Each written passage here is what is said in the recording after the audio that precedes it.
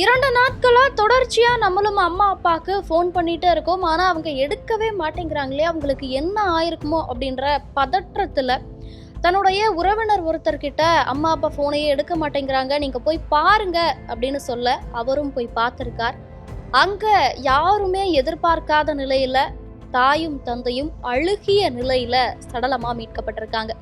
இந்த சம்பவம் ஈரோடு மாவட்டத்துல நடந்திருக்கு. ஏற்கனவே திருப்பூர்ல இருக்கக்கூடிய பல்லடம் பக்கத்துல இதே மாதிரியான தோட்டத்து வீட்டுல வசிச்சுட்டு வந்த முதிய தம்பதியினர் அவர்களுடைய மகனோட சேர்த்து கொலை செய்யப்பட்டாங்க.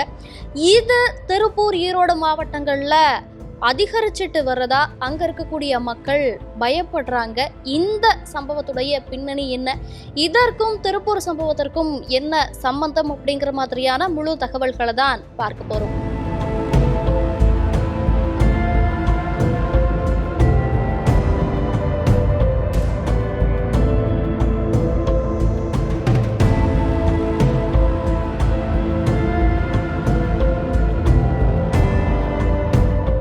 ஈரோடு மாவட்டம் சிவகிரியில இருக்கக்கூடிய விளக்கேத்தி விஜயநகர் அப்படிங்கிற பகுதியை சேர்ந்தவர் ராமசாமி. இவருக்கு 75 வயதாகுது. இவருடைய மனைவி பாக்கியலட்சுமி, அவருக்கு 60 வயதாகுது. இந்த தம்பதியினருக்கு ஒரு மகனும் ஒரு மகளும் இருக்காங்க. அவங்களுக்கு திருமணமாகிருச்சு. அதே போல பணி காரணமாகவும் குடும்பம் காரணமாகவும் அவங்க முத்தூர் அப்படிங்கிற ஊர்ல வசிச்சுட்டு வராங்க. இந்த நிலையில ராமசாமியும் பாக்கியலட்சுமியும் தனியா தோட்டத்து வீட்டுல வசிச்சுட்டு வந்திருக்காங்க. என்னதான் தனியா அவங்க வசிச்சுட்டு வந்தாலும் மகனும் மகளும் தினமும் பெற்றோர்களை கூப்பிட்டு பேசுவது வழக்கமா இருந்திருக்கு. அதே போல கடந்த 2 நாட்களுக்கு முன்பு அவருடைய மகன் ரவிசங்கர் அப்பா அம்மா கிட்ட பேசலாம் அப்படின்னு சொல்லிட்டு ஃபோன் பண்ணியிருக்கார். ஆனா ஃபோன் எடுக்கப்படல. சரி அப்படின்னு சொல்லிட்டு அவருடைய பணிச்சூழல் காரணமாகவும் நாளைக்கு கூப்பிடுவாங்கல்ல, எடுக்கலன்னா அவங்களே திருப்ப கூப்பிடுவாங்கல்ல அப்படிங்கிற ஒரு நினைப்புலையும் அவர் அதை விட்டுடுறாரு. அடுத்தடுத்த வேலைகளை பார்க்க போயிடுறார். அதே போல அடுத்த நாளும் திரும்ப என்ன அம்மா அப்பா கூப்பிடவே இல்லையே அப்படின்னு சொல்லிட்டு இவரா திரும்ப ஃபோன் பண்றாரு. அப்பவும் ஃபோன் போயிட்டே இருந்திருக்கு, எடுக்கல. சரி, ஏதாவது வேலையில இருப்பாங்க, மறந்துருப்பாங்க, இல்ல வெளியே எங்கேயும் போயிருப்பாங்களா இருக்கும் அப்படின்னு நினைச்சிட்டு அன்னைக்கும் இவர் அதை பெருசா எடுத்துக்கல, விட்டுடுறாரு. திரும்ப கூப்பிடுவாங்க அப்படின்ற நம்பிக்கையில 2 நாட்களா இவர் கூப்பிடுவாங்க அப்படின்னு எதிர்பார்க்கிறாரு. ஆனாலும் கூப்பிடல. சரி, 3ஆவது நாள் மறுபடியும் தொடர்ந்து ஃபோன் பண்றாரு. அவங்க எடுக்கல. ஒரு முறை எடுக்கல அப்படின்னு உடனே இவருக்கு சந்தேகமாகுது. தொடர்ச்சியா 3 நாட்களா கூப்பிட்டுட்டே இருக்கோமே, இவங்க எடுக்கவே இல்லையே அப்படின்னு சொல்லிட்டு மீண்டும் மீண்டும் தன்னுடைய அப்பா அம்மாவுக்கு ஃபோன் பண்ணிட்டே இருக்கார். ஆனாலும் ஃபோன் யாரும் எடுத்தபாடே இல்லை. இதனை தொடர்ந்து அவருக்கு மிகவும் பயமாகுது. என்னாச்சோ ஏதாச்சோன்னு தெரியல அப்படின்னு சொல்லிட்டு அந்த பக்கத்து தோட்டத்தில் இருக்கக்கூடிய அவருடைய உறவினர்கிட்ட நீங்க போய் பாருங்க, நான் 2-3 நாளா கூப்பிட்டுட்டே இருக்கேன், ஆனா அவங்க எடுக்க மாட்டேங்கிறாங்க, என்னன்னு தெரியல, அதனால தயவு செஞ்சு நீங்க போய் பாருங்க அப்படின்னு சொல்றாரு. இவருக்கும் 2-3 நாட்களா இவங்களை பார்த்த மாதிரியே ஞாபகம் இல்லை. எப்படினாலும் வீட்டை விட்டு வெளியில வருவாங்க, வயல் வேலைகள் ஏதாவது இருக்கும், செய்துட்டு இருப்பாங்களே. ஆனா 2 நாட்களா யாருமே அவங்கள பார்க்கலையே அப்படின்னு சந்தேகமாகுது. உடனடியா அவர் தன்னுடைய மனைவியை கூப்பிட்டுட்டு அந்த ராமசாமி பாக்கியலட்சுமி தம்பதியுடைய வீட்டுக்கு போறார். போய் அங்க பார்க்கும்போதுதான் கண்ணில் கூட பார்க்க முடியாத அளவுக்கு உடலெல்லாம் அழுக தொடங்கின நிலையில 2 பேரும் சடலமா கிடந்திருக்காங்க. இதை பார்த்து பதறி போன அவங்க உடனடியா காவல்துறையினருக்கு தகவல் தெரிவிக்கிறாங்க. சிவகிரி காவல்துறையினர் வந்து அவர்களுடைய உடலை மீட்டு பிரேத பரிசோதனைக்கும் அனுப்பி வைக்கிறாங்க.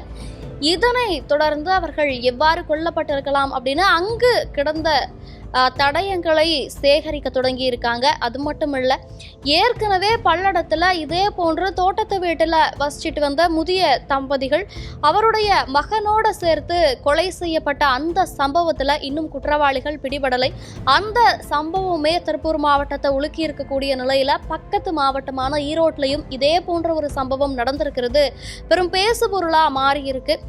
இது காவல்துறையினரை இன்னும் விழிப்படைய செய்திருக்கு. என்ன அப்படின்னா, அதாவது அதாவது பல்லடம் மூவர் கொலை வழக்குல சம்பந்தப்பட்டவங்க தான் இதுலயும் சம்பந்தப்பட்டிருப்பாங்களோ, இந்த பேட்டர்னை ஃபாலோ பண்ணி அவங்க, அதாவது தோட்டத்து வீட்டில் தனியா வசிச்சுட்டு இருக்கக்கூடிய முதியவர்களை கண்காணிச்சு அவங்கள குறிவைத்து இந்த தாக்குதல் அப்படிங்கிறது நடக்கலாம் அப்படின்னு காவல்துறையினர் அந்த ஒரு கோணத்துல விசாரணையை தொடங்கி இருக்காங்க. அதே போல பல்லடம் கொலையை விசாரிச்சுட்டு இருக்கக்கூடிய காவல்துறையினரும் இந்த வழக்குல தடயங்கள் ஏதும் சேகரிக்க முடியுமா அப்படின்னு அவங்களும் ஒரு பக்கம் இந்த வழக்குல விசாரணை அப்படிங்கிறது செய்துட்டு இருக்காங்க.